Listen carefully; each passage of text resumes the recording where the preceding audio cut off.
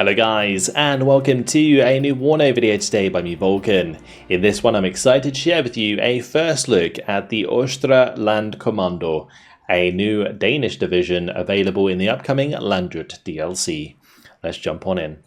Just a note, what you see today is a work in progress and therefore subject to change. We're going to go through all of the units and I'll put together a quick deck. So, starting here in the logistics tab, we have the Østre Landkommando again. Really nice fast Jeep, 80 points, 3 on a card. Then we have the M13, which is your armoured command, 40 points, 2 on a card, 75 km/h speed, on road, 55 km/h off road. Then we got the Bedford again, with the 90 km/h on road, 65 km/h off road, 1000 supply, 40 points, 6 on a card. Then we have the MD Jupiter, which is 50 points, 4 on a card, 90 km/h speed again with 1500 supply. But a new addition to this Danish division, as opposed to the other, is the S61A helicopter, supply helicopter. 1000 supply, very nice and shiny. Pretty cool. 45 points. Could be useful. Then we have the fob here available as well. Moving on to the infantry tab. MG teams, 2 cards of these available with 12 on a card. Then there's the 50 cal teams available as well, 8 on a card. Military police, 2 cards of these available with their military police vehicle, the cool Volkswagen. Really handy for just keeping near friendly vehicles, particularly tanks, just to make sure that you give the suppression regeneration bonus to nearby units. And I think in this division it's probably useful as well for helping with the reservist trait. If we move on, we got the engineer leader. I'll try and embarrass myself again. The Ingenieur Roller. Yep. 3 submachine guns, cargo staff, and the smoke grenade. Then we've got the reserve engineers, so HJV. I assume this is sort of like home defense unit. Reservists plus shock trait. So they have Garans. Hell yeah. Going back to still Division 2, guys. M1 Garans. What could go wrong? You got the submachine gun, a super bazooka. Oh boy. And the satchel charge. Super bazooka, 13 pen, 500 meter range. Reasonable accuracy. It's not terrible. 35 points. Seems kind of expensive for that squad though. Then we have the engineers with the HE Carl Gustav, which is really cool. So 8-man squad, 7 rifles, machine gun, shock trait. Very cool. And then the engineers with the 8-man squad again, 7 rifles, machine gun, M72 law, and satchel charge. So engineers that are kind of similar to the Czechoslovakian engineers, where you have both AT and a satchel, or like close range capability. And then we've got the reservist leader. I really like the outfits on these guys, especially some of these helmets are very cool.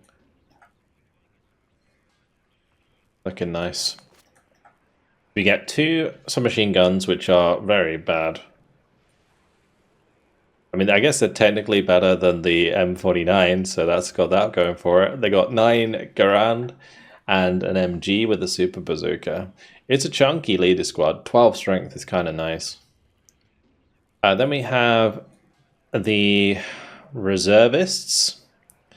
So reservist trait, security trait, which means they get more optics when they're stationary. And then militia. So, yeah, really suffering on the accuracy front with kind of trash weapons. So, yeah, I don't think they're going to be doing too much unless you really do provide them with military police. Then super bazooka there as well. Not too cheap either. I guess it's a 12 strength squad. It's definitely going to be like a man spam capability. And then we got the HJB with reasonable weapons. So 12 strength squad with G3s, a G3 scoped, and a MG with the M72, reservist trait, 12 strength, 4 cards. You can really just like run people down with these. It's actually going to be kind of fun to make like a big man spam division out of this. Then we got the infantry leader. So 4-man submachine gun team with M72s and smoke grenades. Again, 4 strength, kind of lackluster. I think I actually do prefer the HJV leader in this case because of the 12 strength. Then we got the infantry with the like a different loadout. Okay, so these guys are actually getting reasonable weapons. M49 G3 MG Law for 35 points. Can come in the Bedford. In terms of transports, by the way, it's only Bedfords and M113 so far. But then this squad is the Garand surely not better than the G3. The reason they cost slightly more is because of the cargo stuff. That would be why. So rather than getting the M72 Law with the 675 meter range, 45% accuracy, you got the cargo stuff with the 750, 55% accuracy and 16 AP. I'm curious how the Garands are going to perform. I don't think they're going to perform too great, but I really hope that the sound effects are in there for them, where you get the ping, because that would be cool. Alright, then finally we got the Live Garden, which are a 10-man squad. They have Resolute trait, 2 submachine guns, 7 rifles, MG, and the Carl Gustav M2. Man's looking mean. He's looking mean. Alright. Moving on. We have the recoilless rifle, the M40, and also an AT team with the Ito. I think recoillesses are okay. They kind of fell out of favor in the meta quite a lot. But if you like double them up, they can often snipe things quite nicely. And then we got an M40 on a Jeep as well. And then we got the Panzer infantry, which is your sort of mech infantry really. 3 submachine guns, 4 rifles, MG and Red Eye as the leader. And then you've got the ones with the 7 rifles, MG, Carl Gustav M2. They also have the IFE infantry trait. And then finally we have the Romienda. I probably butchered that, I apologize.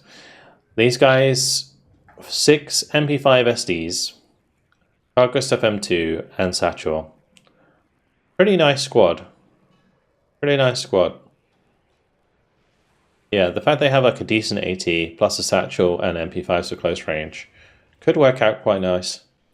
And then they've got the Lauro and they've got the Lynx Mark 80 as their helicopter. Very cool looking helicopter. Nice. Alright, moving on to the artillery. We have the 81mm mortar. Looking nice. Not going to be too effective. The 1 to 120 is probably going to be more what people use. I don't know if this is a new model, but it looks kind of cool. 6,000 meter range on that is really good, and will provide nice smoke cover for you at range. Then we got the 105. Always been a bit lackluster due to its low HE. All of these are airliftable, which is kind of funny. Oh no, actually the 105 isn't. Sorry, I was looking at the mortars. They are airliftable, so you can move them around with helicopters if you want to. Then we've got the 155 Long Tom. You get that 3.1 HE at 25 kilometers per range. Then we've got the 155 version of the howitzer, so M114. It's 3.1 HE at 15 kilometer range. I think the dispersion on this, I guess if you're using a max range, you probably have the same dispersion. Now I think about it, like the Long Tom probably has the same dispersion as this gun at the same range. And then we got the 203. the big boy. And that has 17 kilometer range with 4.5 damage. You only get one card of these again. Then there's the 81mm in the M113 and an M109 again. The artillery tab, much more focused on like towed guns, which is cool. Kind of curious if I can get good value out of those, especially if you can like battery them properly. Be kind of nice. All right, well, moving on to the tank tab, back to World War II even more, as we have the M10. Got a 17-pounder on it, so it's technically a what's the name for him? Slugger, I guess, right? 11 pen at 1,925 meter range, 35% accuracy, but 12 round per minute rate of fire. It's pretty good. 6 front armor, 3 side armor, is reservist security trait. So it actually increases its optics from normal to good when stationary. Interesting. Could be like a weird recon sniper. Sure. Alright, M41 with that extra range. So M32A1 with APF SDS. 15 penetration, 2,275 meter range, 55% accuracy. It's the same as the recon variant. Just doesn't have the recon capability in the optics. But still kind of scary for long range snipes, especially considering it's only 70 points. Like, it does only have 4 armor. But this is one of those things that's similar to like the AMX-10 and why the AMX-10 is so powerful. The range is what's scary about it, especially if you're using it from cover. Now the AMX-10 obviously gets the speed, and you pay for the speed quite a lot with the cost of the unit. But this one is quite cheap. Quite cheap indeed. One thing you might need to be worried about though is fuel. I always remember in Wargame Red Dragon, the M41 always ran out of fuel. Laro M87, 20 pen, and then you got the TOW 2 again on the M113, 25 pen. Very nice AT weapon, just sucks that it doesn't have the good stealth that the Laro has. Then we got the Centurion Mark V leader, the standard Centurion Mark V, which again has a 12 round per minute rate of fire, 1,925 meter range, 14 pen. In good numbers, these could probably hit pretty hard. And then you've got the Centurion 5 Mark II leader, plus the normal variant. So you're getting a bit of a better gun in terms of range and penetration and accuracy, but less rate of fire. So it's more like your longer range engagements, whereas like the Centurion Mark V is the sort of tank that you're going to use when you're sort of charging down the enemy and keeping pressure on in mid-range engagements. Then we've got the Recon, so the HJV lead Recon, the Speer. They have 2 submachine guns, 3 Garands, and a marksman rifle with the Law. For 30 points, being able to spread these around is actually pretty nice. Like, having an AT with it as well is kind of cool. As opposed to like these Speer, right? This is 20 points. You get 2 MGs and a rifle. 30 points, you're getting a 6-man squad with a Law. Like, that's a really nice sort of unit to have. They all have exceptional stealth as well. Then we got the Speer, 30 points, Carl Gustav, so much better AT, but the strength here is what's going to let them down. They'll probably fire once and then get killed. Like, that's usually what's going to happen to a 3-man squad. Then we have the Panzerspeer. I guess it depends actually. If you hit with the Mark II, it might actually stun the enemy vehicle and then you can kill it. But yeah, the Panzerspeer, these are a really nice squad. 10-man squad, Carl Gustav, 9 rifles, machine gun, also IFE infantry trait. I didn't actually see if there was anything in this tab that has IFE infantry trait.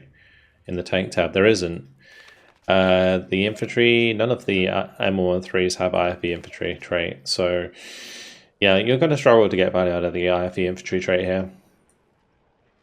Anyway, S61A, again, nice helicopter with the exceptional optics this time. We got the SEP-ELK, which are we got 2 rifles, 2 marksman rifles, Red Eye, Smoke Grenade. Don't know how I feel about this unit. It's just going to be one of those units you spread around for GSR as opposed to actually engaging stuff. But yeah, the Red Eye, if you don't put them on return fire, will get them killed so often. The glorified manpad squad. M41, 3 on a card, 2 cards available. Scary. 2,275 meter range, 15 pen. You're going to be getting some nasty side shots with these with the very good optics and decent accuracy as well. I'm looking forward to using these M41s for sure, and they look really cool. Again, I love the quality of the models. All right, AA Maxon, great. Quad 50 cal. Probably not going to do too much. Sounds cool though. Then we got a Bofors. Doesn't have the screen in front of it. So these poor guys are going to get toasted if they take any fire. But alas, it is an anti-helicopter option. Then we have the Hamlet with the red eyes again. 35% accuracy. Make sure you double vet them. You do have the Stinger option though in this deck, so that's nice. 2,650 meter range with 55% accuracy. Yeah, okay, at least you got some decent manpads. They're also resolute, which is huge. That's very nice. So resolute trait means they take less suppression, which means they're going to be less inaccurate once they come under fire. Then we've got the Bedford with the Maxon on the back. Not sure how useful that's going to be. Might do some decent damage to infantry, I'm not sure. And then the iHawk. You get 3 cards of these, so you're going to be able to shut down enemy aircraft for sure. Now speaking of aircraft, this division has some very cool aircraft. We got the F-35 Draken, and it comes with 2 AIM-9Ns for air-to-air. Watching these in air-to-air combat is going to be so cool. But 1,125 km per hour speed, 30% ECM, probably not going to be that effective for 90 points. Then we got the F-35 WDNS with cluster, comes with 6 rock eyes. A decent-ish payload. The 250 points seems kind of expensive. But then we have one with 4 HE bombs and 4 rock eyes. So a bit of a mixed loadout. And then there's the HE loadout, which comes with like big bombs. So this one is 227 kilogram bombs, but the WDNS HE has 454 kilogram bombs. So going to be good for wiping out infantry. Now these are very fast and they have good ECM. So like the HE bomber variant for sure could be really good. I'm not so sure about the cluster variants. If they dive, they're fantastic. If they don't, then they're probably not going to be very good. Then we've got the rockets again. I think this is going to be a monster in 1v1s. High ECM, high speed, loads of rockets. Yeah, nasty. Then we've got the F-18s. So this is the F-18A. Comes with 4 Sparrow missiles and 2 AIM-9s. 270 points, 40% accuracy, 1,250 km per hour speed. And we have seen Hornets already under command of the Spanish. And in this case, they're under command of obviously the Americans, who are supporting the Danish in this case. So, yeah, Sparrow loadout with 4 Sparrows, 2 AIM-9Ns, or you can have 2 Sparrows with 6 AIM-9Ns. So you've got like a more shorter range engagement variant. But honestly, this is probably better. If you get in a dogfight, if you get close enough to start firing these AIM-9s, having 6 of them plus the Sparrows is huge. And you're always going to be able to take down helicopters in good time with that. Finally, the F-18A Seed, which has Sparrows, AIM-9M, and harms. So you got 2 Seed missiles, 50% ECM. Huge. It's like a really, really strong fighter, plus the ability to hit AA. So yeah, beautiful. Absolutely beautiful. Only 1 available though. Very strong aircraft. Gonna have to take care of it. Alright, well, there we go. Let's head back to the beginning and we'll throw together a quick deck. So we'll go like so. I don't know if I want to fob in this deck. It really depends like how much RT I'm actually going to put in, but since the activation points ramp up pretty fast, I don't think it's going to be that much. So we'll just run with like multiple trucks. Here we'll definitely take the special forces, probably in the helicopter since they can't be forward deployed. I don't know if I want that many of them, but we'll take both anyway. Liv Garden are definitely going in. Then we got to decide what else we want. I think it's just going to be like man spam, to be honest. I'll take the AT. We'll probably take both of the engineers. And then I'm thinking leader plus, let's see, probably just a bunch of these guys. Without military police, it might be kind of trash. Let's bring in some military police with those as well. Okay, artillery tab. Let's bring in the big guns. Some M109s for more accuracy and some mortars for smoke. For the tank tab, I'm definitely going to bring these with extra accuracy on by giving them vet. I want to try the M10s. We'll definitely bring in the Centurion Mark 5s and then the Centurion Mark 5 2s as well. I'm going to be a little light on leaders, right? I should probably put a tank leader in, but I don't know if I have the space for it. We'll do it. We don't have anything in the heli tab, so there's a little bit of extra room to play with in terms of activation points. I'll bring those in M113s, although I might want to bring them in trucks if I'm going to forward deploy them. And we'll do that. We'll do the reserve recon and then 2 cards of M41s plus the helicopter. Is the GSR worth it? Maybe. We'll pop them in as well for now.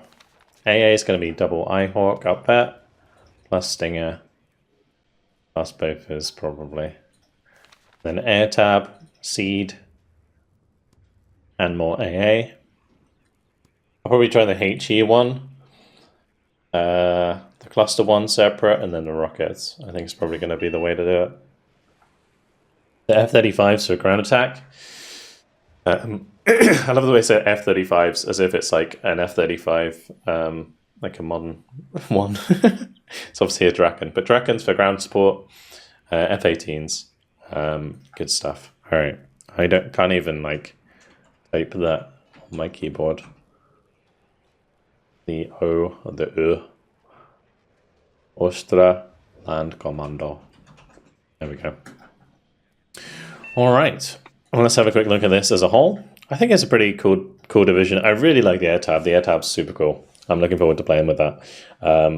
Tanks wise, the Danish tanks, I'm really curious about the performance of the M41. Very weak in terms of armor. Will get popped by HGMs very easily. But I think they can be super scary against light vehicles and even just like heavy armor in the side. Infantry is looking really good. I really like the idea of the man spam here. And you got decent enough AA. It's never anything special with the Danish, but it's okay. Yeah, cool. Well, let me know what you think about the Danish divisions and this division as well. That is it. This will come to you guys in the LANDJUT DLC. Look forward to it. Thank you very much, guys, for watching, and I will see you in the next video. Goodbye.